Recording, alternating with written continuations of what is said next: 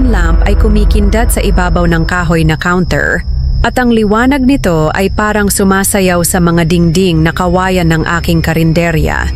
Binibilang ko ang kita ng araw, mga 500 piso, hindi masama para sa isang Lunes. Pero kahit na ang mga barya ay malamig sa aking mga daliri, may kung anong bigat ang dumidiin sa dibdib ko. Parang may mga matang nakatingin mula sa labas, sa dilim ng gabi, kung saan ang mga puno ng niyog ay gumagalaw ng marahan kahit walang hangin. Lord, protektahan mo ako, bulong ko, habang hinaplos ko ang rosaryo sa aking bulsa. Ang krus, nito ay gasgas na, hinawakan ng maraming taon.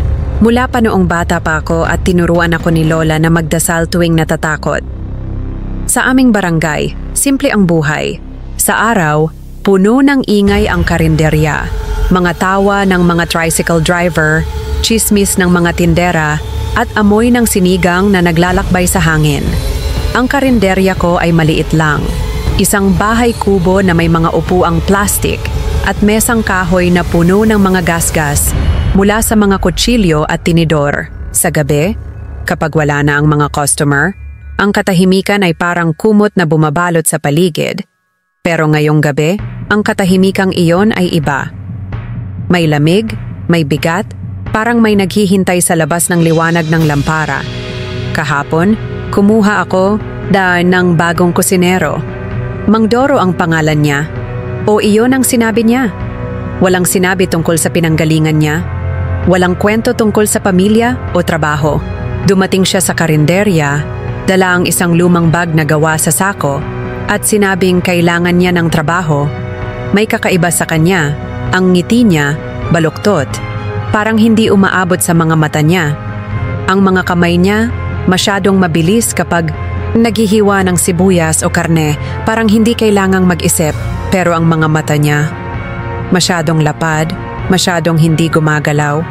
Parang mga mata ng isang manika na nakatingin sa'yo kahit anong gawin mo. Ang sarap ng luto niya, Mila, sabi ni Tita Saling kaninang umaga, habang dinilaan ang kanyang mga daliri matapos kainin ang kare-kare ni Mang Doro. Ang sabaw ay makapal, mabango, pero may kakaibang lasa, matamis, masyadong matamis, na parang hindi galing sa mani o asukal. Parang may gayuma to, biro niya, at tumawa ang mga customer sa paligid. Pero ako, hindi ako natawa. Ang kanin na hinain niya, kahit bagong luto, ay may kakaibang tamis din, parang ibinabad sa isang bagay na hindi ko maipaliwanag. Naaalala ko ang mga kwento ni Lola tungkol sa mga pagkain na iniaalay sa mga hindi nakikita, pagkain na hindi dapat kainin ng mga tao. Nang tanghali, habang naghahain ako ng ulam, napansin ko si Mang Doro na nakatitig sa labas, sa puno ng balete sa kabilang kalsada. Malaki ang puno, matanda. Ang mga ugat nito ay parang mga daliri na humihila sa lupa. Sa barangay, alam ng lahat na iwasan ang punong iyon sa gabi. May mga kwento tungkol sa mga nawawalang bata. Mga boses na tumatawag mula sa mga sanga. Pero si Mang Doro, nakatayo lang doon, bumubulong ng mga salitang hindi ko marinig. Ang boses niya ay mababa, parang ungol ng hangin sa kawayan. Ano yon, Mang Doro? Tanong ko. Nanginginig ang boses ko. Hindi ko alam kung bakit ako natakot.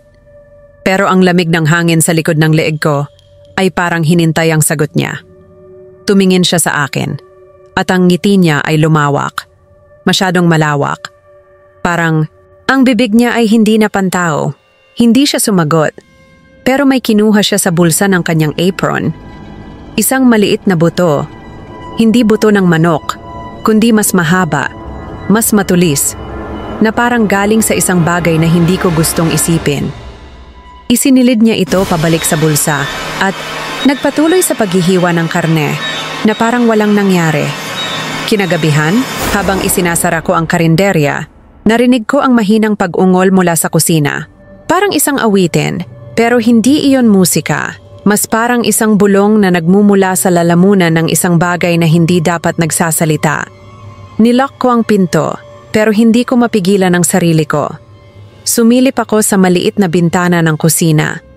Doon, sa ilalim ng liwanag ng buwan na tumatagos sa bintana, nakatayo si Mang Doro.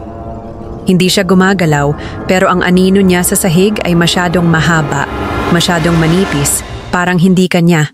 Ang mga daliri ng anino ay parang mga sanga ng puno, gumagapang patungo sa dingding. Hindi tama to, bulong ko sa sarili, habang hinigpitan ko ang hawak sa rosaryo. Ang krus ay parang naging mainit sa aking palad, pero hindi iyon sapat para mapakalmahan ang tibok ng puso ko. Lumamig ang hangin at biglang tumigil ang ungol.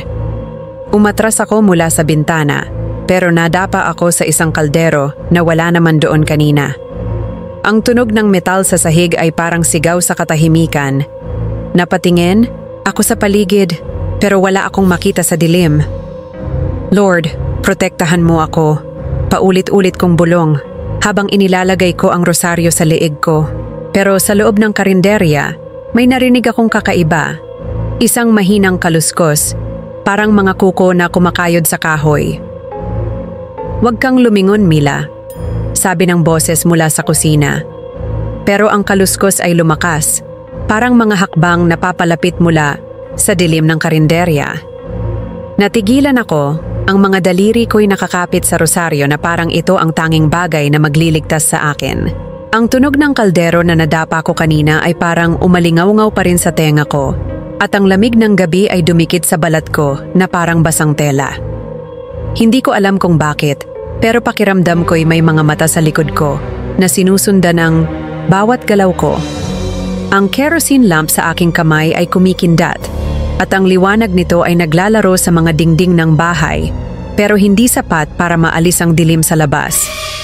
Tumakbo ako pabalik sa maliit kong bahay na nasa likod lang ng karinderya. Mga 10 hakbang ang layo. Ang bawat hakbang ay parang mas mabigat kaysa sa nauna, na parang may humihila sa paa ko patungo sa lupa. Pagkarating ko sa pinto, nanginginig ang mga kamay ko habang inilalagay ang susi sa kandado. Lord, protektahan mo ako. Paulit-ulit kong bulong habang isinasara ko ang pinto at nilock ito ng 2 beses.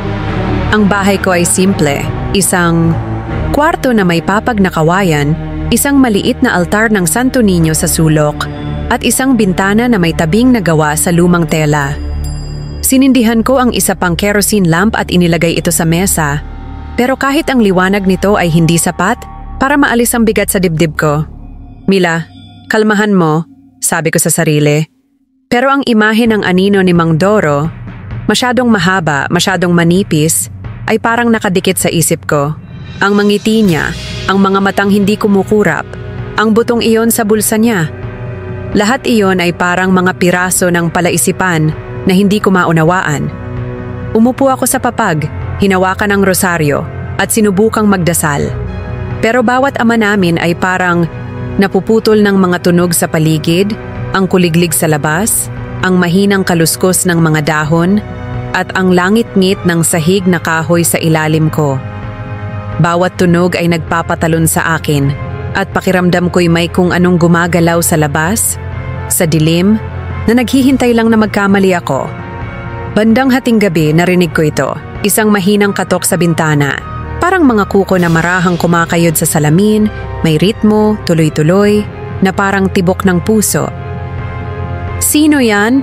tawag ko, pero ang boses ko ay halos hindi lumabas, parang hinila ng lamig ng gabi. Walang sagot, pero patuloy ang katok. Mas mabilis, mas malakas. Tumayo ako, dahan-dahang lumapit sa bintana, at hinawi ng kaunti ang tabing. Wala akong nakita kundi ang mga sanga ng puno ng balete sa kabilang kalsada, gumagalaw kahit walang hangin. Ang buwan ay maliwanag, pero ang liwanag nito ay parang nagyayelo sa paligid na nagpapalamig sa dugo ko. "Lord, tulungan mo ako," bulong ko habang nagdasal ako ng Our Father. Pero lumakas ang katok, at ngayon ay parang may humihila sa bintana na parang gustong buksan ito. "Tama na!" sigaw ko. Nabasag ang boses ko sa takot, at bigla tumigil ang katok. Ang katahimikan ay bumalik, pero hindi iyon nakakakalma. Mas mabigat, mas nakakatakot. Umupo ako sa kama, yakap ang kumot, at hinintay ang umaga. Hindi ako nakatulog. Bawat galaw ng mga sanga sa labas, bawat langit-ngit ng bahay, ay parang boses na tumatawag sa akin. Pagdating ng umaga, binuksan ko ang karinderya kahit pagod na pagod ako.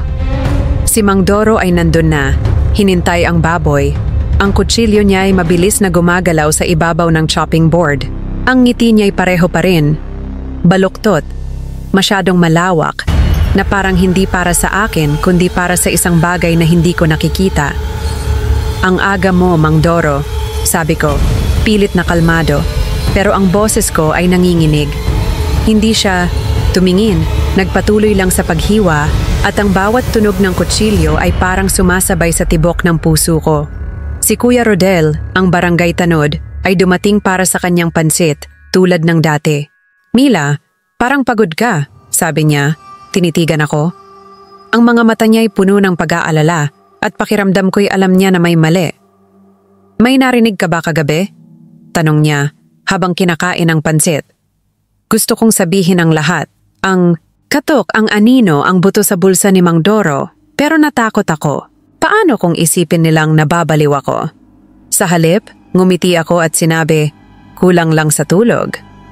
Pero habang nagsisilbi ako sa mga customer, napansin ko si Mang Doro na nakatingin kay Tita Saling na kumakain ulit ng kare-kare niya.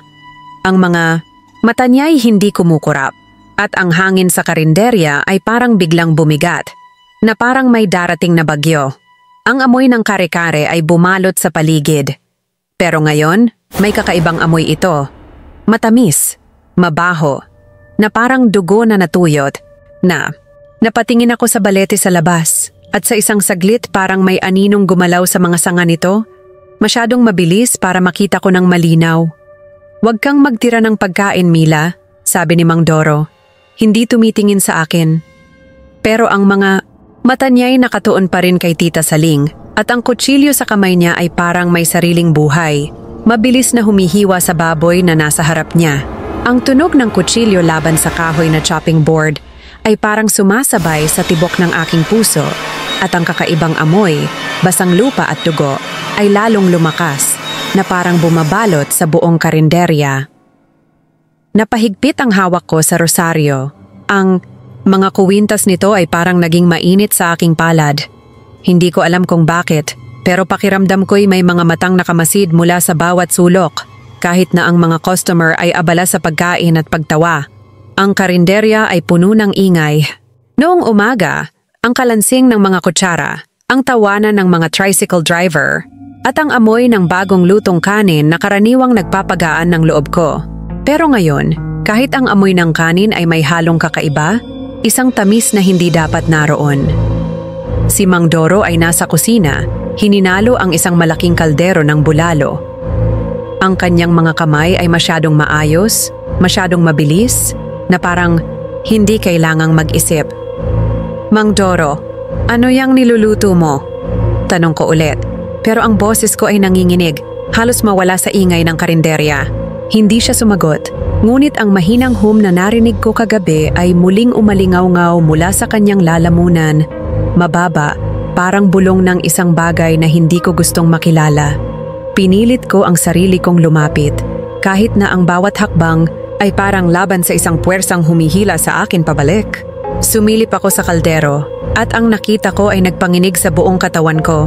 Ang sabaw ay masyadong madilim, halos itim, na parang tinta na natunaw sa tubig. May mga lumulutang na bagay doon. Maliit, hindi regular ang hugis, hindi katulad ng karne ng baka o buto na inaasahan ko. Hindi iyan karne ng baka.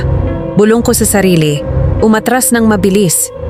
Ang sikmura ko ay kumirot, at ang amoy ay lalong sumiksik sa ilong ko, na parang gustong manatili doon magpakailanman. Sa counter, si Tita Saling ay nagkukuwento tungkol sa lagnat ng kanyang apo. Mila, pakikalatagan mo nga ng asin yung balete. Baka may nagtatago doon. Sabi niya, ang kanyang boses ay puno ng pag-aalala. Napatingin siya kay Mang Doro, na parang may hinintay na sagot mula sa kanya. Pero ang lalaki ay nagpatuloy lang sa paghinalo na parang walang narinig. Tumango ako, kunwari isang ayon, pero ang mga kamay ko ay malamig na malamig. Kumuha ako ng isang maliit na sako ng asin mula sa imbakan at lumabas patungo sa puno ng balete. Ang araw ay mataas na, pero ang lilim ng puno ay parang may sariling lamig na parang hindi umaabot ang init ng araw doon. Habang nagwiwisik ako ng asin sa paligid ng puno, bumulong ako. Kung ano man ka, umalis ka na. Pero ang lupa sa ilalim ng aking paa ay malambot, masyadong malambot, na parang humihinga ito kasabay ng bawat hakbang ko. Ang mga ugat ng balete ay parang mga daliri na nakalabas mula sa lupa at sa isang saglit, parang may gumalaw sa itaas ng mga sanga. Isang anino, masyadong mabilis para makita ko ng malinaw. Mabilis akong bumalik sa karinderya. Ang puso ko'y tumitibok ng mabilis. Pagbalik ko, si Kuya Rodel ay nakatayo na sa harap ni Mang Doro. Ang boses niya ay malakas at galit. "Saan ka galing ha? Walang nakakakilala sa'yo dito?" sabi niya habang tinuturo ang lalaki. Ang mga customer ay napatigil. Ang mga matay na punta kay Mang Doro, nangumiti lang. Ang ngiti na iyon, masyadong matulis ang kanyang ngipin sa malabong liwanag ng karinderya. "Kuya Rodel, kalmahan mo," sabi ko. Pilit na pinapakalmahan ang sitwasyon, pero gusto ko sanang sumigaw, sabihing umalis ang lahat, na may mali rito. Pero ang mga customer ay patuloy na kumakain na parang walang nangyayari. "Ang sarap ng bulalo nila," sabi ng isa, malakas na sumusupsup sa sabaw. Ang tunog ng pagsupsup ay parang sumasaksak sa tenga ko at ang kakaibang amoy ay lalong lumakas. Gusto kong tumakbo, pero ang mga paa ko'y parang nadikit sa sahig. Nang gabing iyon, nagpaiwan ako para maglinis. Umaasang mahuhuli ko si Mang Doro na gumagawa ng isang bagay na maipapakita ko kay Kuya Rodel. Habang nagkukuskus ako ng mga mesa, ang kerosene lamp ay kumikindat at ang bawat anino ay parang gumagalaw sa gilid ng aking mata. At saka ko narinig, ulit, ang hum, mas malakas, mas malinaw, na parang isang awitin na nagmumula sa imbakan. Dahan-dahan akong lumapit, hawak ang rosaryo. Ang mga kuwintas nito'y basa na ng pawis ko. Sa pintuan ng imbakan, nakita ko ang isang anino. Masyadong matangkad, masyadong manipis, na parang hindi pantao. "Alam mo ba, Mila, kung ano ang hinintay ng balete?" tanong ni Mang Doro mula sa dilim. Ang boses niya ay parang gumapang sa balat ko at ang anino sa imbakan ay parang lumalapit, masyadong matangkad, masyadong manipis, na parang hindi kailanman naging tao. Ang lamig ng hangin ay parang naging mas mabigat, na parang may humihila sa akin pabalik sa loob ng imbakan. Napaatras ako, natisod sa isang sako ng bigas, at halos madapa. Ang kerosene lamp sa sahig ay kumikindat pa rin, pero ang liwanag nito ay parang hindi sapat para maalis ang dilim na bumabalot sa akin. Ang buto sa bulsa ko ay parang naging mainit, na parang may sariling buhay, at ang bawat tibok ng puso ko ay parang sumasabay sa mahinang hum na narinig ko kanina. "Sino yan?" sigaw ko ulit, pero ang boses ko ay parang nawala sa hangin, nilamon ng katahimikan ng karinderya. Ang mga anino sa paligid ay parang gumagalaw, nagbabago ng hugis sa bawat kindat ng lampara. Kinuha ko ang walis mula sa sahig. Hinawakan ito na parang sandata, kahit alam ko na walang silbi ito laban sa kung anuman ang naroon. Dahan-dahan akong pumasok sa imbakan. Ang mga paa ko'y parang nadikit sa sahig dahil sa takot.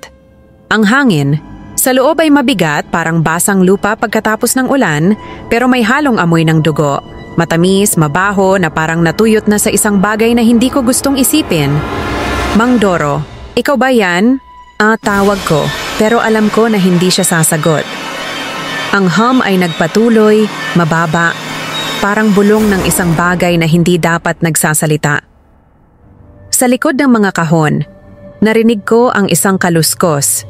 Maliit, mabilis, parang daga, pero masyadong mabigat, masyadong may layunin. Hinampas ko ang walis sa direksyon ng tunog, pero hangin lang ang tinamaan ko.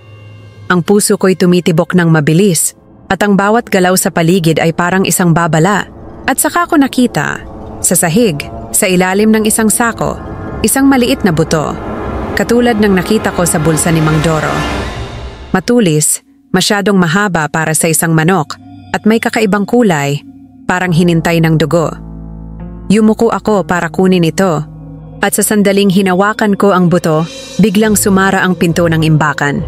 Ang tunog ay parang pako sa kabaong at ang lamig ay parang tumagos sa buto ko. Hindi totoo to, hiningal ko habang hinahampas ko ang pinto. Hindi ito gumalaw kahit gaano ko kalakasan ang pagtulak. Ang hum ay lumakas. Ngayon ay parang nagmumula sa lahat ng sulok na parang ang mga dingding mismo ang humuhuni. Hinawakan ko ang buto ng mahigpit, ang tanging bagay na nasa kamay ko, at pumulong.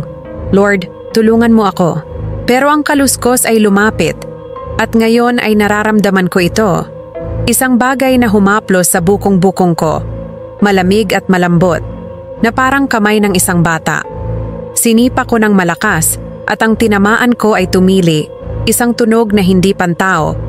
Mataas at parang nagmumula sa isang bagay na hindi dapat umiiral. Ang tunog ay parang sumaksak sa tenga ko at sa isang iglap, biglang bumukas ang pinto.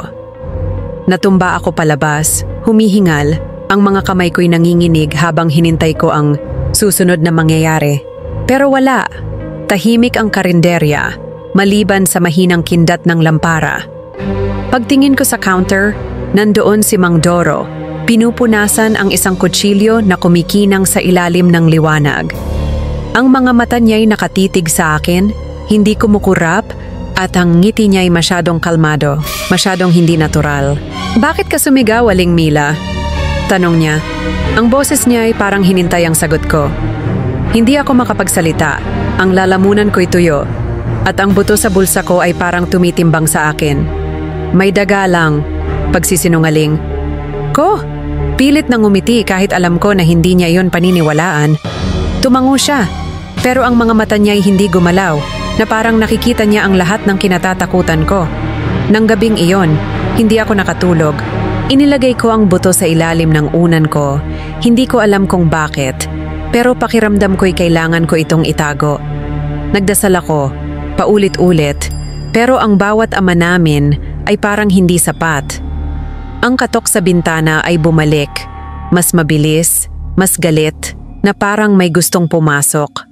Ang tunog ay parang mga kuko na kumakayod sa salamin, at sa bawat katok, parang lumalakas ang lamig sa loob ng kwarto ko. "Ang buto yan ng mga hinintay ng balete," sabi ni Mang Doro.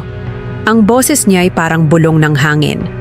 At sa sandaling iyon, ang katok sa bintana ay tumigil, pero ang lamig ay nanatili. Parang may nagmamasid mula sa dilim. Ang buto sa kamay ko ay parang naging mas mabigat, at ang bawat kuwintas ng rosaryo ko ay parang kumakapit sa mga daliri ko. Basa ng pawis.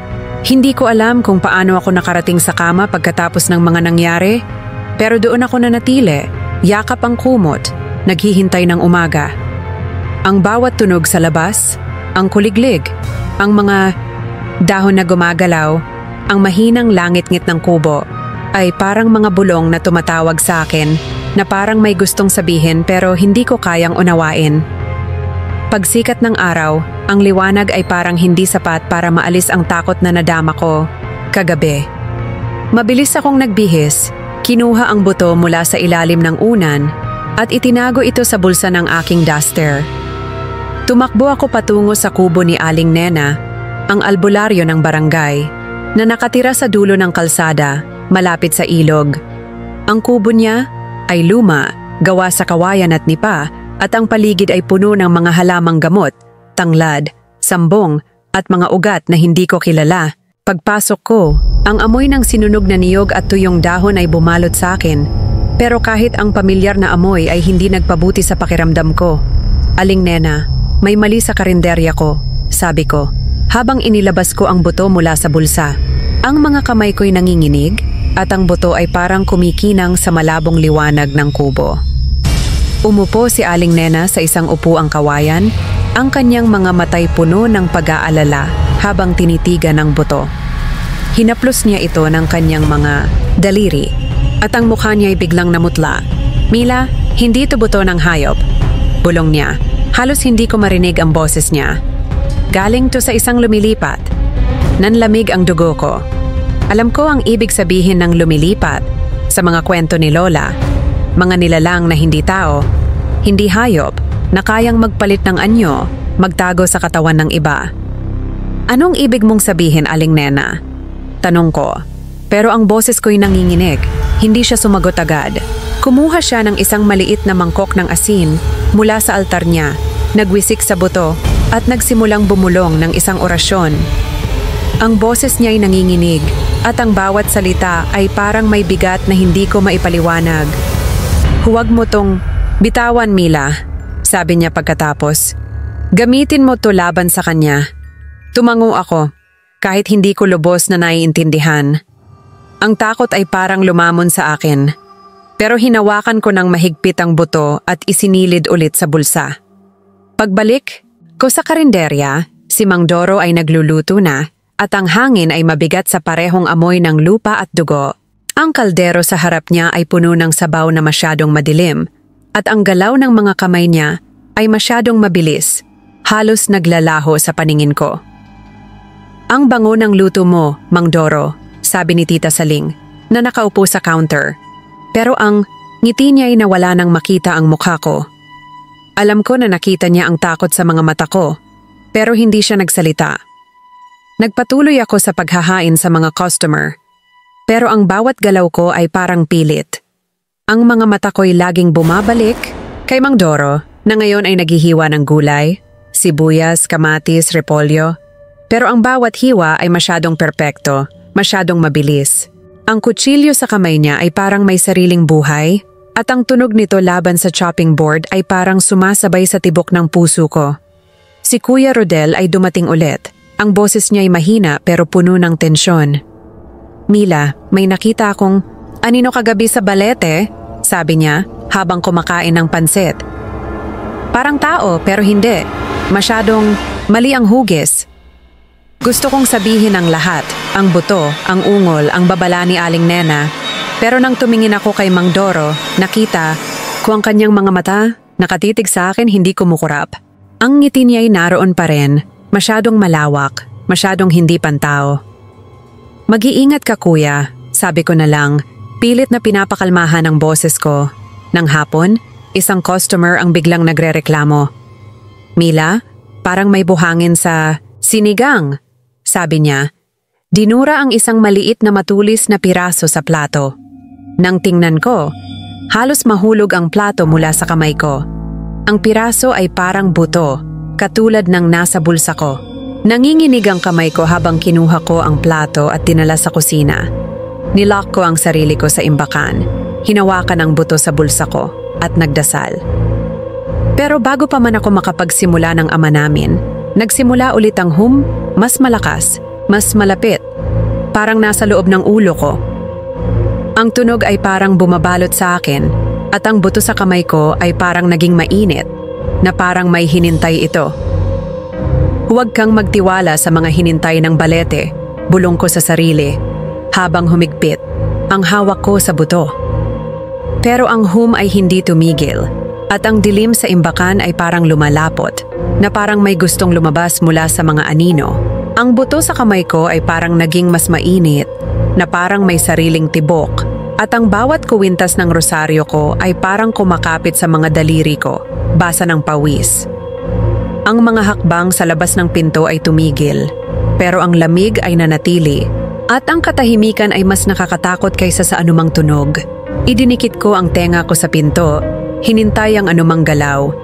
Pero ang tanging narinig ko ay ang mabilis na tibok ng puso ko, na parang tatakas mula sa dibdib ko.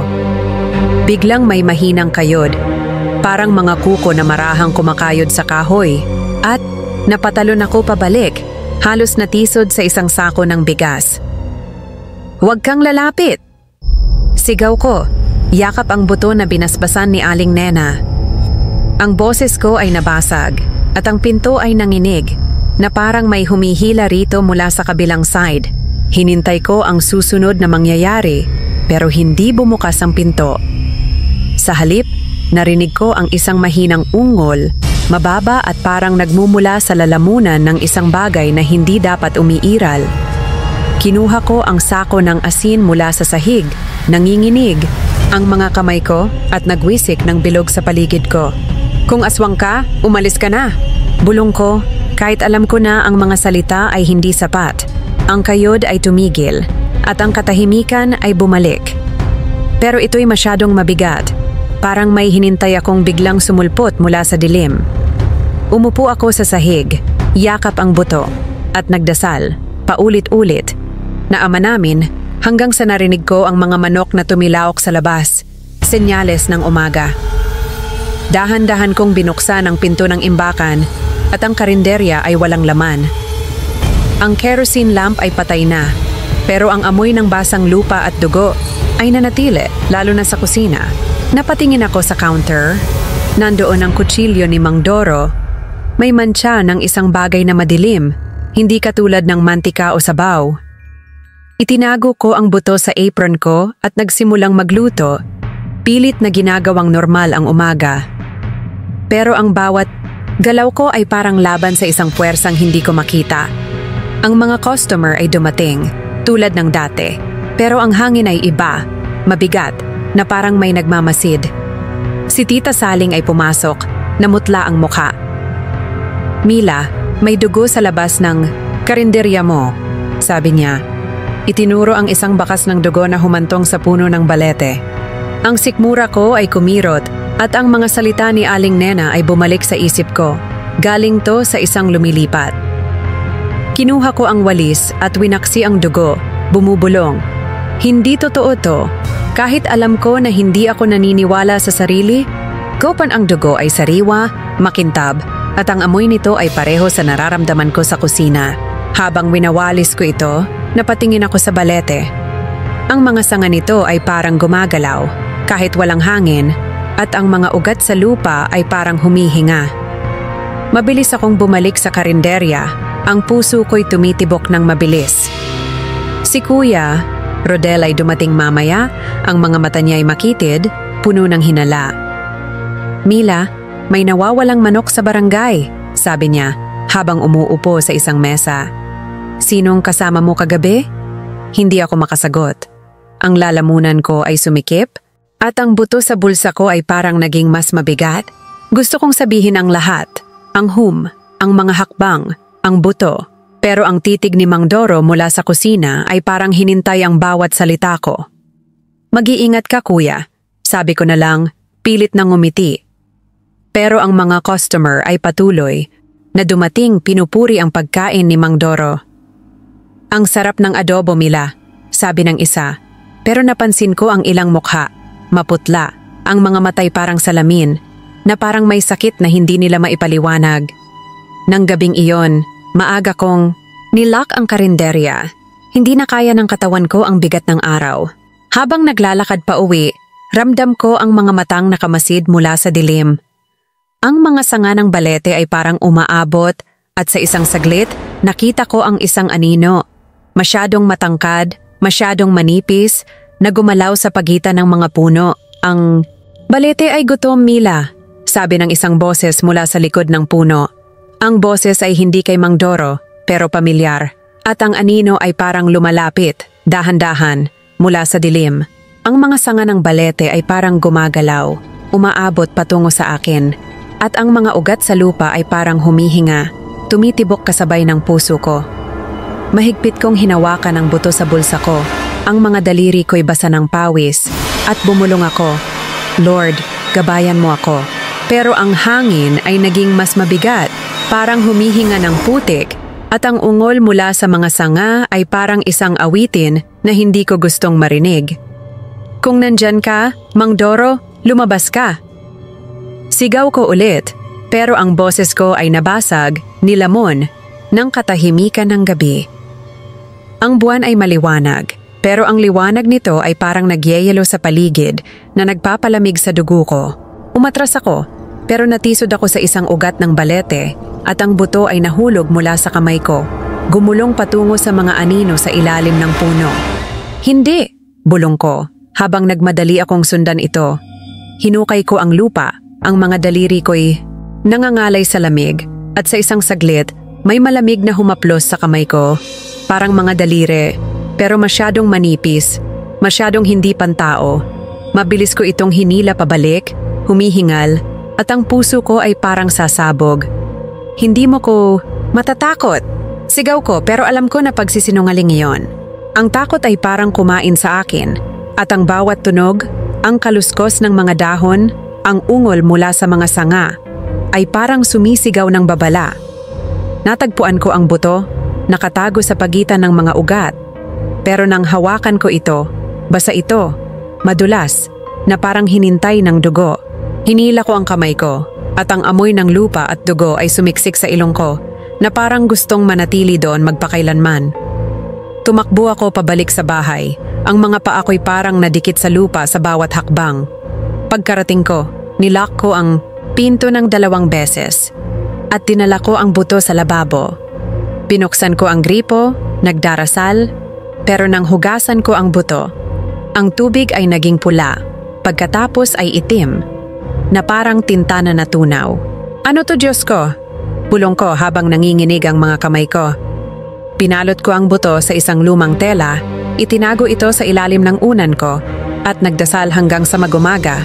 Pero kahit ang mga dasal ay parang hindi sapat, ang bawat ama namin ay parang nawawala sa hangin, nilamon ng katahimikan. Pagsikat ng araw, binuksan ko ang karinderya, pero si Mang Doro ay hindi dumating.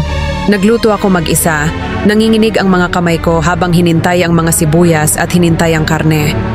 Ang mga customer ay dumating, tulad ng dati, pero ang bawat tanong nila ay parang pako sa dibdib ko.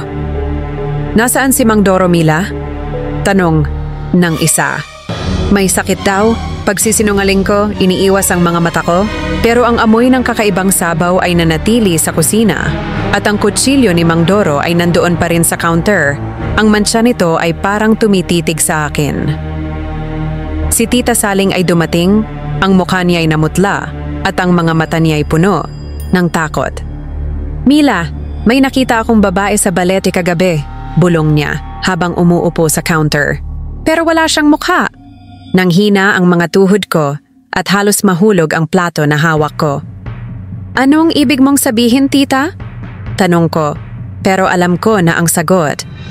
Ang mga kwento ni Lola tungkol sa balete, mga nilalang na walang mukha, mga hinintay ng puno ay bumalik sa isip ko, at ang buto sa bulsa ko ay parang naging mas mabigat. Hindi ko alam kung paano ako nagpatuloy sa araw na iyon. Ang bawat galaw ko ay parang laban sa isang puwersang hindi ko makita, at ang bawat ngiti ko sa mga customer ay pilit. Ang karinderya ay puno ng mga tao, pero ang hangin ay mabigat na parang may nagmamasid mula sa bawat sulok. Ang amoy ng lupa at dugo ay hindi nawala kahit na nagluto ako ng bagong batch ng adobo at sinigang. At sa bawat sulyap ko sa balete sa labas, parang may gumagalaw sa mga sanga nito. Masyadong mabilis para makita ko ng malinaw. Ang mga hinintay ng balete ay hindi natutulog, Mila, sabi ni Tita Saling. Ang boses niya ay nanginginig at sa sandaling iyon, ang hangin sa karinderya ay parang lumamig. At ang mga anino sa paligid ay parang gumalaw, na parang may buhay ang mga ito. Ang anting-anting sa bulsa ko ay parang naging mas mabigat. At ang bawat hakbang ko patungo sa bahay ay parang laban sa isang puwersang hindi ko makita. Ang mga bulong ay bumalik. Mila, halika. Mas malakas, mas malinaw, na parang tumatawag mula sa loob ng puso ko. Hinawakan ko ang anting-anting. Ang mga kwintas nito ay basa ng pawis. At bumulong ako. Jesus, Maria, Jose, iligtas. Niyo po ako. Pero ang mga hakbang ay sumunod, mabagal, sinadya, na parang may naglalakad sa paligid ng bahay ko, hinintay ang bawat galaw ko. Hindi ko inaakalang tumingin sa bintana. Ang dilim sa labas ay parang buhay, at ang mga sanga ng balete sa kabilang kalsada ay parang umaabot, na parang gustong hawakan ako. Ang buwan ay maliwanag, pero ang liwanag nito ay hindi sapat para maalis ang lamig na nadama ko. Umupo ako sa papag, yakap ang kumot at hinintay ang umaga. Ang bawat tunog, ang kuliglig, ang kaluskos ng mga dahon, ang mahinang langit-ngit ng kubo ay parang mga bulong na tumatawag sa akin na parang may gustong sabihin pero hindi ko kayang unawain. Pagsikat ng araw, sinuri ko ang karinderya, inaasahan, ang kaguluhan pero walang nagalaw. Ang mga mesa ay malinis, ang mga upuan ay maayos, at ang kutsilyo ni Mang Doro ay nasa counter, kumikinang na parang bagong hasa, Walang bakas ng madilim na mancha na nakita ko kagabi. Saan ka na, Mang Doro? Bulong ko, nanginginig ang boses ko. Ang amoy ng lupa at dugo ay nanatili, kahit na naglinis ako ng mga kaldero at hinintay ang bagong batch ng kanin. Ang karinderya ay parang masyadong perpekto, na parang may naglinis habang natutulog ako. Maagang dumating si Tita Saling, ang mga mata niya ay pula, parang hindi natulog. Mila, yung apo ko, lagnat na naman, sabi niya. Hinawakan ang braso ko ng mahigpit. Parang may humihila sa kanya, Mila. Naririnig niya ang pangalan niya sa gabi. Nanlamig ang dugo ko. Binigyan ko siya ng mga herbs mula kay Aling. Nena, pero ang mga kamay ko ay malamig at ang buto sa bulsa ko ay parang tumitibok. Mag-iingat ka, tita, sabi ko. Pero ang boses ko ay parang hindi akin. Si Kuya Rodel ay dumating mamaya. Ang mukha niya ay namutla at ang mga mata niya ay puno ng takot. Mila, may nakita akong batang umiiyak sa balete kagabi, sabi niya habang umuupo sa counter. Pero paglapit ko, nawala siya, parang hinila ng hangin. Gusto kong sabihin ang tungkol sa mga bulong, sa mga hakbang na narinig ko, sa buto, na ngayon ay itinago ko sa apron ko. Pero ang takot ay parang sinakalang lalamunan ko. Mag-iingat ka, kuya, sabi ko na lang, pilit nang umiti. Nang hapon, isang customer ang biglang dinura ang isang maliit na buto mula sa kare-kare. Ang mukha niya ay berde at ang mga mata niya ay parang natatakot. Ano to, Mila? Tanong niya. Itinuro ang buto sa plato. Tinitigan ko ito at ang puso ko ay parang lumulubog. Kamiseta ng buto na itinatago ko. Matulis. Masyadong mahaba para sa isang hayop. Pasensya na, sabi ko. Mabilis na kinuha ang plato at itinapon ang buto sa labas. Pero ang hangin ay lalong bumigat at ang amoy ng lupa ay lumakas na parang sumusunod sa akin. Nang gabing iyon, maaga kong nilock ang karinderya at ang anting-anting na isinabit ko sa itaas ng pinto ay umuugoy na parang hinintay ang isang bagay. Habang naglalakad pa uwi, bumalik ang mga bulong. Mila, halika. Mas malakas, mas malapit, na parang nasa likod ko lang. Ang mga sanga ng balete ay parang gumagalaw at ang dilim sa paligid ay parang buhay, na parang may nagmamasid mula sa bawat sulok. Ang pangalan mo ang hinintay nila, Mila, sabi ng boses mula sa dilim, masyadong malapit sa tenga ko. At sa sandaling iyon, ang mga hakbang ay bumalik, mabagal, sinadya, na parang sumusunod sa bawat galaw ko. Ang mga bulong ay parang gumagapang sa balat ko. Mila, halika. Mas malakas, mas malinaw, na parang ang balete mismo ang tumatawag. Ang buto sa bulsa ko ay parang nagsusunog, at ang anting-anting sa leeg ko ay parang naging mas mabigat, na parang hinintay ang isang bagay na hindi ko maipaliwanag. Tumakbo ako.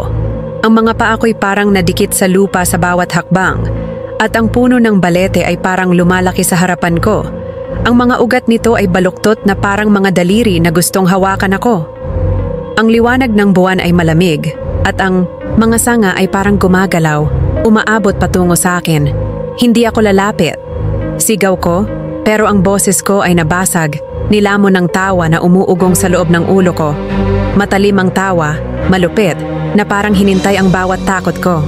Natisod ako, tumama ang mga tuhod ko sa lupa, at ang buto ay nahulog mula sa bulsa ko, gumulong patungo sa mga anino sa ilalim ng puno. Hindi mo ko makukuha, sigaw ko ulit, gumagapang para sundan ito.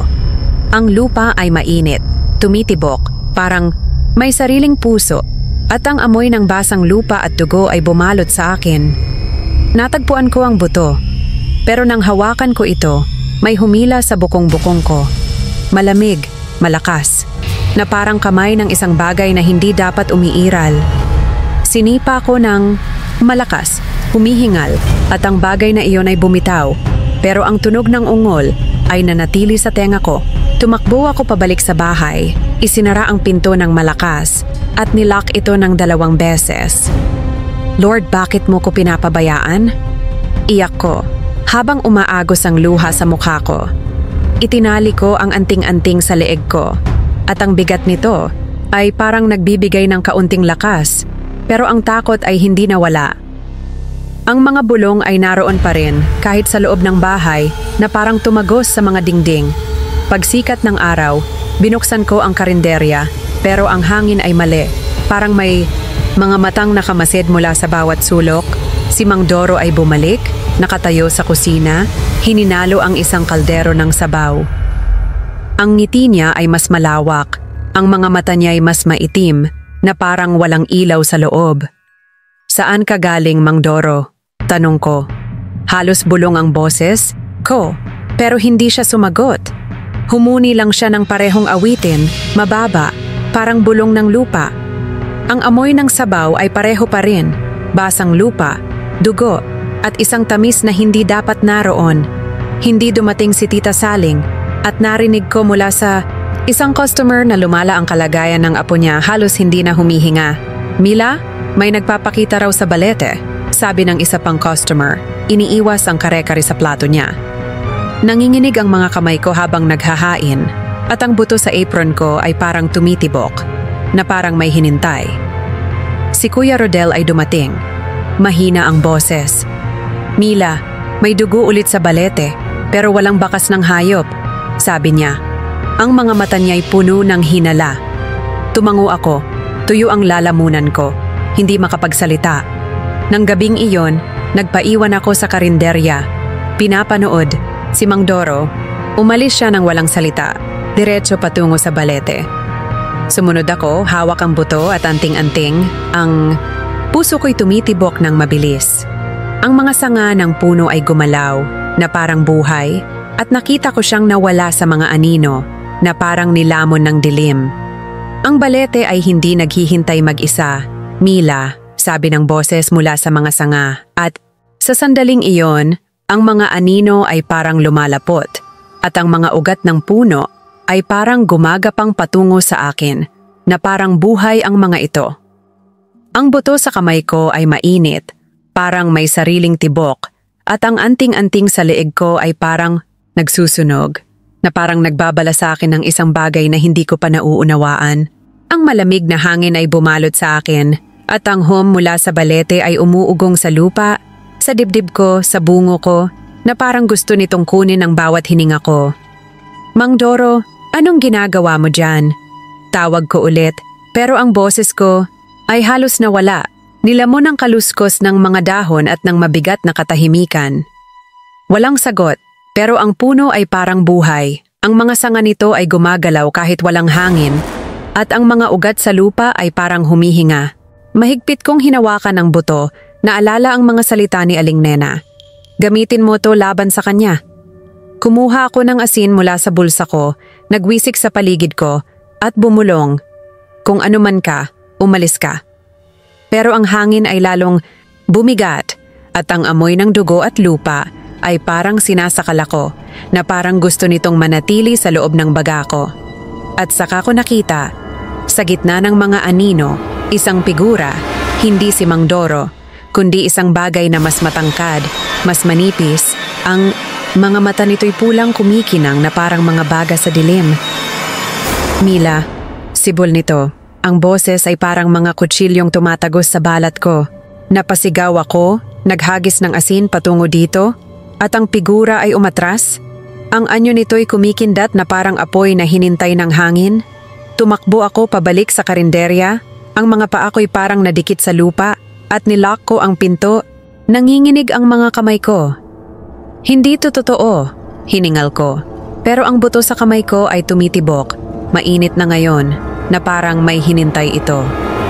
Itinago ko ang buto sa ilalim ng counter, sa likod ng isang lata ng sardinas, at nagdasal, paulit-ulit na Ama namin. Pero ang bawat salita ay parang nawawala sa hangin.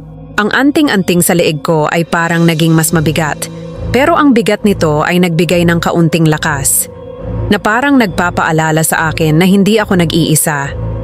Kinabukasan, binuksan ko ang karinderya, at si Mang Doro ay naroon na. Nagluluto, na parang walang nangyari.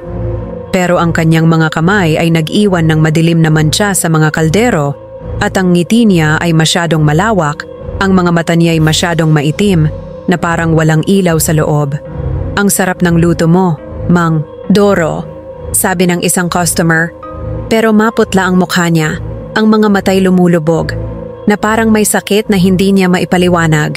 Ang amoy ng sabaw ay pareho pa rin, basang lupa, dugo, at isang tamis na hindi dapat naroon.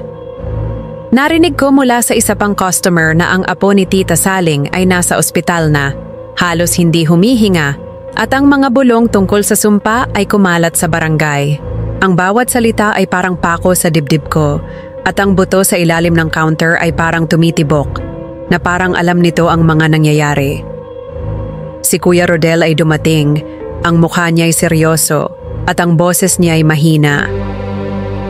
"Mila, kailangan nating kausapin si Aling Nena," sabi niya, habang tinitigan ako. "May mali talaga dito. May nakita akong dugo ulit sa balete, pero walang bakas ng hayop." Tumango ako, tuyo ang lalamunan ko, hindi makapagsalita. Gusto kong sabihin ang lahat, ang figura sa anino, ang mga mata nito, ang buto na ngayon ay mainit sa bulsa ko. Pero ang takot ay parang sinakal ako. Nang gabing iyon, naghanda akong bumisita ulit kay Aling Nena. Inilagay ko ang buto at anting-anting sa bulsa ko at nagdasal habang naglalakad. Pero paglabas ko, ang balete ay parang lumaki. Ang mga sanga nito ay parang buhay. At ang hum ay bumalik, mas malakas, mas galit, na parang gusto nitong kunin ang lahat ng lakas ko. Ang balete ay may hinintay, Mila. At ikaw ang hinintay nito, sabi ng boses mula sa dilim. At sa sandaling iyon, ang mga sanga ng puno ay parang gumalaw. At ang lupa sa ilalim ay parang humihinga, na parang gusto nitong lamunin ako. Ang anting-anting sa leeg ko ay nagsusunog, at ang krus na kahoy na ibinigay ni Aling Nena ay parang naging mas mabigat sa kamay ko. Ang hum ay umuugong, hindi lang sa lupa kundi sa dibdib ko, sa ulo ko, na parang gusto nitong kunin ang lahat ng lakas ko. Tumakbo ako patungo sa kubo ni Aling Nena. Ang mga paa ko'y parang nadikit sa lupa, at ang anino ng balete ay parang sumusunod, umaabot sa bawat hakbang ko. Pagdating ko, bukas ang pinto ng kubo niya, at ang amoy ng sinunog na herbs, tanglad, sambong, at isang bagay na hindi ko maipangalanan, ay sumalubong sa akin na parang pader. "Aling Nena, tulungan mo ko?" Iyak ko. Hinawakan ng mahigpit ang buto na ngayon ay nawala na mula sa ilalim ng unan ko. Nakaupo siya sa harap.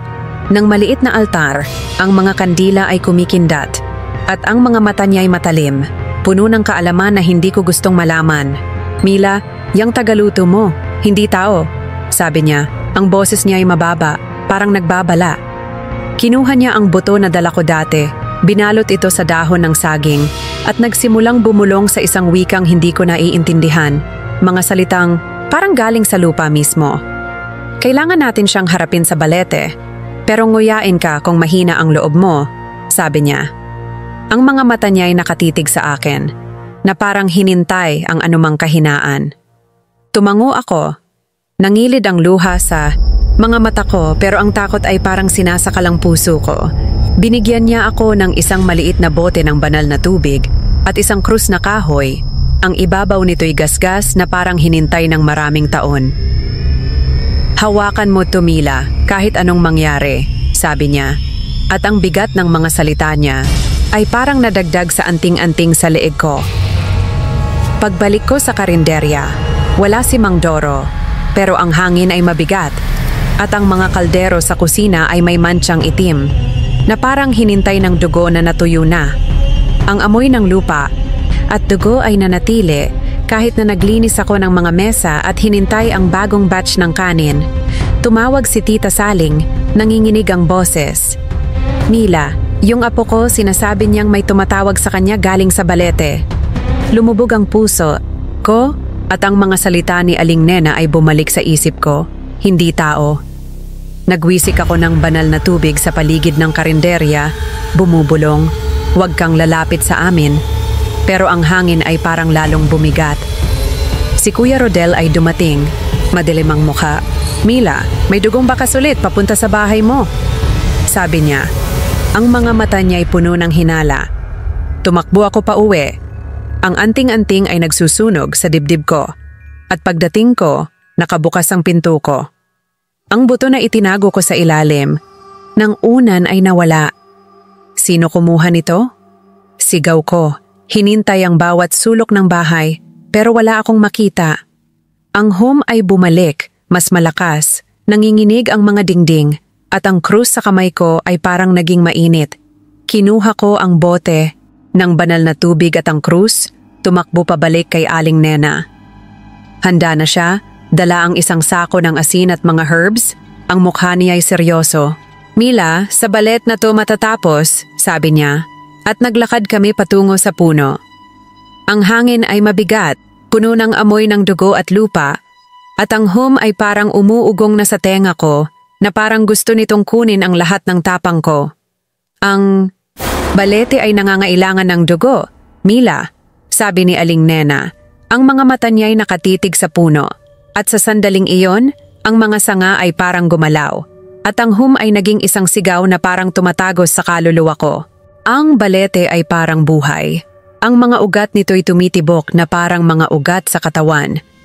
At ang hangin ay puno ng amoy ng dugo at lupa, na parang gusto nitong lamunin kami. Mahigpit kong hinawakan ang krus na kahoy. Ang mga daliri ko'y basa ng pawis at ang anting-anting sa leeg ko ay parang nagsusunog na parang nagbabala sa akin ng isang bagay na hindi ko pa lubos na naiintindihan. Si Aling Nena ay nakatayo sa tabi ko. Ang kanyang mga bulong ay lumakas at ang mga kandila sa kanyang sako ay kumikindat na parang sinusubukang labanan ang dilim. Huwag kang matakot, Mila, sigaw ko sa sarili. Pero ang boses ko ay nanginginig, halos nawala sa ingay ng hum na umuugong sa lupa. Nagwisik si Aling Nena ng asin sa paligid naming bilog at ang kanyang mga orasyon ay parang sumasabay sa tibok ng puso ko. Ang mga pulang mata ay lumitaw mula sa mga anino, mas malapit, mas malinaw, at ang anyo ni Mang Doro ay unti-unting nagbago. Ang kanyang mga braso at binti ay masyadong mahaba, ang bibig niya ay masyadong malawak, at ang mga mata niya ay parang mga baga na kumikinang sa dilim. Mila, sumama ka sa akin? Sibol niya. Ang boses ay parang graba na kumakayod sa balat ko. Kinuha ko ang bote ng banal na tubig mula sa bulsa ko, nagwisik patungo sa kanya, at napasigaw siya.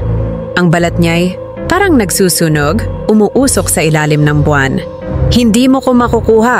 Sigaw ko, itinaas ang krus na kahoy, at ang liwanag ng buwan ay parang tumama rito, na nagbigay ng kaunting lakas sa akin. Pero nanginig ang lupa, at ang mga ugat ng balete ay gumapang patungo sa amin, na parang gusto kaming balutin. Nagtapon, si Aling Nena ng herbs sa hangin, tanglad, sambong at isang bagay na amoy dugo, at ang kanyang mga salita ay parang nagsusunog sa tenga ko, matalim at mabigat. Ang hangin ay lumakas ang init, at ang amoy ng dugo ay parang sinasakal ako. Nakita ko ang mga anino sa paligid ng puno, mga bata, mga figurang walang mukha, umiikot na parang hinintay ang isang bagay. Sino kayo? Iyak ko, nanginginig ang mga kamay ko, pero walang sumagot. Sumugod si Mang Doro, ang kanyang mga kuko ay kumakayod sa hangin, pero ang bilog ng asin ay pumigil sa kanya, at ang kanyang sigaw ay parang tumatagos sa kaluluwa ko. Iniabot ni Aling Nena ang isang punyal, binalot sa dahon ng saging. Ang ibabaw nito'y gas-gas na parang hinintay ng maraming taon. Mila, itusok mo to sa puso niya, sabi niya. Ang boses niya ay matatag kahit nanginginig ang mga kamay niya. Nagdalawang isip ako, tumitibok ang puso ko, at ang mga pulang mata ni Mang Doro ay nakatitig sa akin, na parang hinintay ang bawat kahinaan ko. Nadama ko ang panghihina ng katawan ko, pero bumulong ako. Lord, bigyan mo ko ng lakas. Humakbang ako pasulong, at ang ngiti ni Mang Doro ay lumawak. Ang mga ngipin niya ay kumikinang na parang mga kutsilyo. Itinusok ko ang punyal sa dibdib niya, at napahiyaw siya. Ang katawan niya ay nagbago. Mga pakpak na parang paniki. Mga kuko na parang mga talim, at isang mukha na hindi na pantao. Ang mga anino sa paligid ay sumigaw, nawala sa puno, na parang nilamon ng mga ugat. Nagpatuloy si Aling Nena sa pagbulong. Ang kanyang boses ay matatag, kahit ang balete ay nanginginig, at ang mga dahon ay bumagsak na parang ulan. Bumagsak ako sa lupa, ang punyal ay hawak ko pa rin, at ang dugo ay bumubuo sa paanan ko, mainit at madulas. Tumigil ang hum, pero ang hangin ay mabigat pa rin, at ang mga mata ko ay parang nadama ang isang bagay na nakamasid mula sa dilim. Ang balete ay hindi pa tapos, Mila, bulong ni Aling Nena, ang mga mata niya ay nakatitig sa akin. At sa sandaling, iyon, ang lupa ay parang gumalaw muli, at ang mga anino ay parang bumalik, na parang hindi natapos ang laban. Ang krus sa kamay ko ay parang naging mas mabigat, at ang anting-anting sa leeg ko ay parang nagsusunog, na parang nagpapaalala ng isang bagay na hindi ko pa lubos na naiintindihan. Ang usok mula sa sinunog naming punyal at herbs ay nanatili sa hangin, makapal at mapait, na parang sumusunod sa bawat hakbang ko patungo sa karinderya. Ang balete ay tahimik, pero ang mga ugat nito ay parang gumalaw ng isang beses pa, na parang naghihintay ng susunod na mangyayari. Tapos na ba? Aling, Nena? Bulong ko ulit, paus ang boses ko. Pero ang sagot niya ay umiling lang. Ang mga mata niya ay madilim at puno ng pag-aalala. Mila, hindi natin sigurado. Ang balete ay hindi basta-basta natutulog. Mag-ingat ka, sabi niya. At ang mga salita niya ay parang pako sa dibdib ko. Hinawakan ko ng mahigpit ang krus, nanginginig ang mga kamay ko, at naglakad kami pabalik sa karinderya. Ang hangin ay mas magaan, pero ang bigat sa dibdib ko ay hindi nawala, na parang may naiwan pa rin sa paligid, nagmamasid, naghihintay. Pagsikat ng araw, binuksan ko ang karinderya. Pero ang bawat galaw ko ay parang laban sa isang puwersang hindi ko makita. Kinuskus ko ang mga kaldero hanggang sa dumugo ang mga kamay ko. Sinusubukang alisin ang anumang bakas ng mga hinawakan ni Mang Doro. Ang amoy ng lupa at dugo ay nanatili. Kahit na nagluto ako ng bagong batch ng adobo at sinigang, dumating si Tita Saling, mas maliwanag ang mukha niya kaysa sa mga nakaraang araw. Mila, gumaling na yung apo ko, sabi niya, niyakap ako ng mahigpit. Pilit akong ngumiti, pero ang mga mata ko ay napunta sa balete sa labas. Ang mga sanga nito ay tahimik pero parang buhay. Si Kuya Rodel ay dumating mamaya, mahina ang boses pero puno ng pag-aalala. Mila, wala na yung dugo sa balete. Anong ginawa mo? Tanong niya. Ang mga mata niya ay nakatitig sa akin na parang hinintay ang isang sagot na hindi ko maibigay. Nagdasal lang, pagsisinungaling ko, iniiwas ang tingin ko. Ang alaala ng nagbago-bago na anyo ni Mang Doro. Ang mga pakpak, ang kuko, ang mukhang parang paniki, ay nagsusunog pa rin sa isip ko at ang bawat sulyap sa balete ay parang nagdudulot ng lamig sa dugo ko. Bumalik ang mga customer. Tulad ng dati, pinupuri ang pagkain, pero itinapon ko ang lahat ng hinawakan ni Mang Doro. Ang kare-kare, ang bulalo, kahit ang mga kaldero na may madilim na mancha. Ang buto na itinago ko dati ay nawawala pa rin, at ang kawalan nito ay parang sugat na hindi maghihilom. Nang gabing iyon, nagsabit ako ng mas maraming anting-anting sa karinderya, sa mga pinto, sa mga bintana, kahit sa counter. Bumubulong ng mga dasal na natutunan ko mula kay Lola. Kalmado ang hangin, pero hindi ko maalis ang pakiramdam ng mga matang nakamasid mula sa dilim. Sinuri ko ang imbakan bago umalis, at doon, sa sulok kung saan itinago ko dati ang buto, natagpuan ko ang isang maliit na tumpok ng abo. Ano to? Bulong ko, winaksi ito gamit ang walis, pero ang abo ay parang may bigat na parang hindi gustong maalis. Habang nilak ko ang karinderya, narinig ko ang mahinang katok sa bintana. Sobrang hina na akala ko'y guni-guni lang. Hindi ko ito pinansin, yakap ang krus, at naglakad pa uwi. Ang balete ay nakatayo ng tahimik, pero ang anino nito ay parang buhay, umaabot sa bawat hakbang ko. Nagdasal ako para sa kapayapaan, pero ang mga panaginip ko ay puno ng mga pulang mata at kuko. At ang boses na tumatawag sa pangalan ko ay parang hindi tumitigil. Ang balete ay laging babalik, Mila, sabi ng boses sa panaginip ko, masyadong pamilyar, masyadong malapit. At sa sandaling iyon, ang mga anino sa panaginip ay parang gumalaw at ang home ay bumalik, mahina pero naroon na parang hindi natapos ang laban. Ang krus sa kamay ko ay parang naging mas mabigat at ang anting-anting sa leeg ko ay parang nagsusunog, na parang nagpapaalala ng isang bagay na hindi ko pa lubos na naiintindihan. Ang anino ng balete ay humaba sa daan ko patungo sa bahay at ang bawat hakbang ay parang laban sa isang puwersang gustong hilahin ako pabalik. Sinindihan ko ang lahat ng kerosene lamp sa bahay. Ang kanilang kumikindat na liwanag ay ang tanging nagbigay ng kaunting ginhawa, pero ang lamig sa dibdib ko ay hindi nawala. Lord, pakikalmahan mo yung puso ko. Dasal ko, paulit-ulit, pero ang mahinang katok sa bubong ay bumalik. Sobrang hina na parang guni-guni. Pero alam ko na totoo ito. Hindi ako tumingin, hindi gumalaw, hinawakan lang ang anting-anting hanggang sa sumikat ang araw. Ang mga panaginip ko ay puno pa rin ng mga pulang mata at kuko, at ang boses na tumatawag sa pangalan ko ay parang hindi tumitigil kahit sa liwanag ng umaga. Pagdating sa karinderya, iba na ang pakiramdam. Ang mga customer ay tumatawa, nagkukuwento, pero ang mga boses nila ay parang may kakaibang alingaw-ngaw. Parang naririnig ko sila mula sa malayo.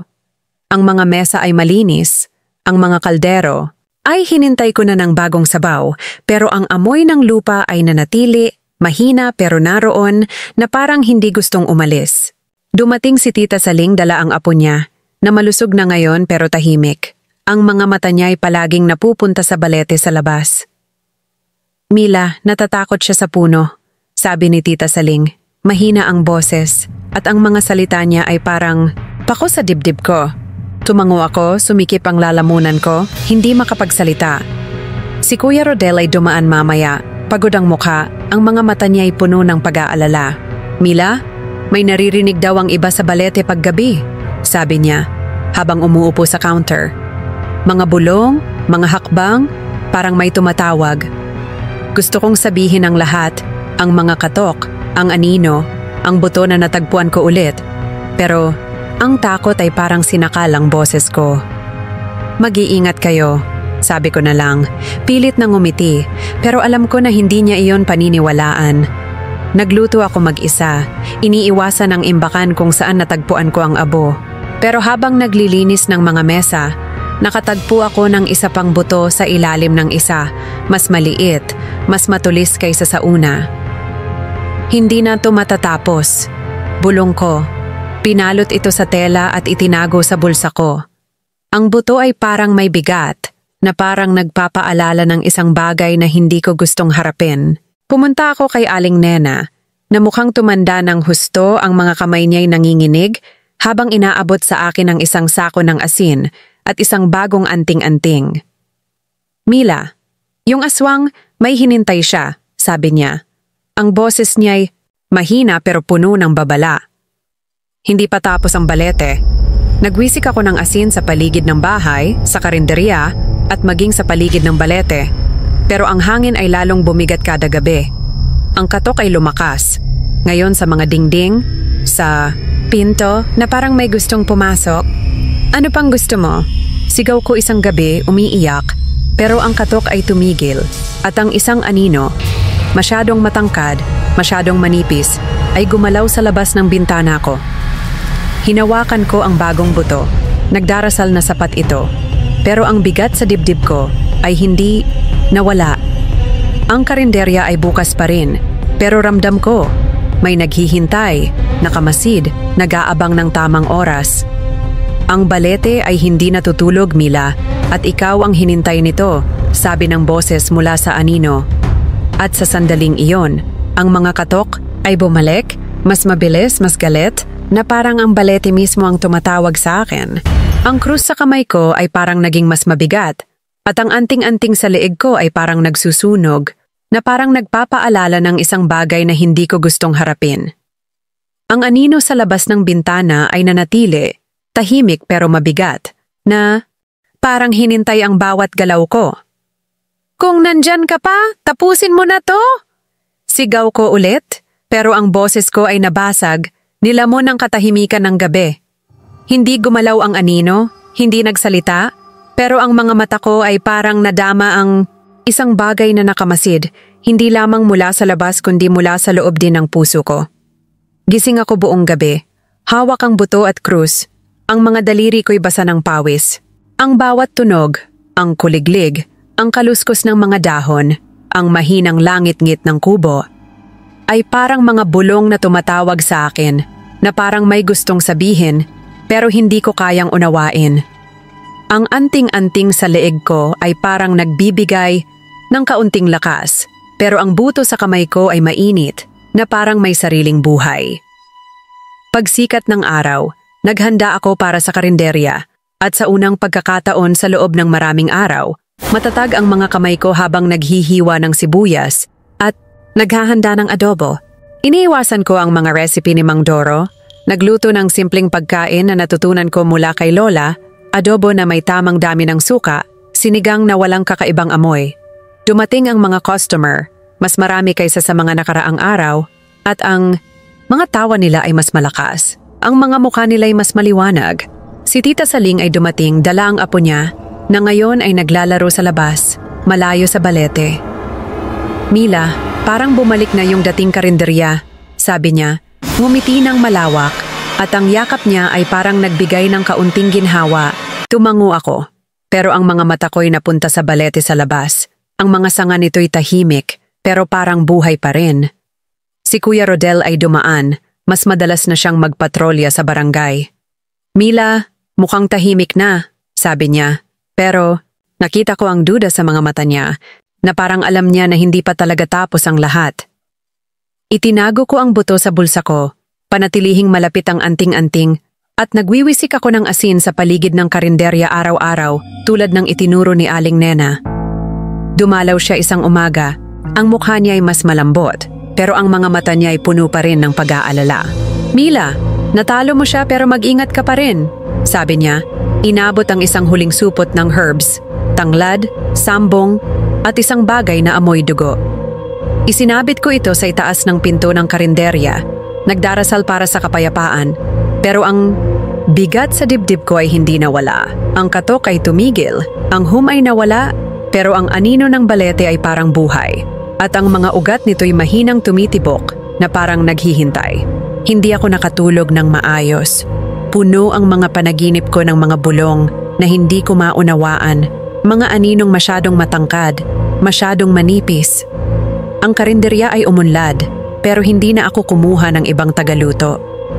Bawat gabi, sinisiyasat ko ang mga kandado, ang linya ng asin, ang anting-anting sa pinto at bintana.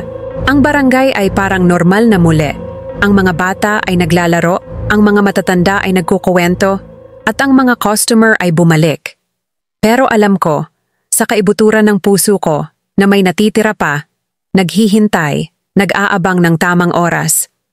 Lord, bigyan mo ako ng kapayapaan.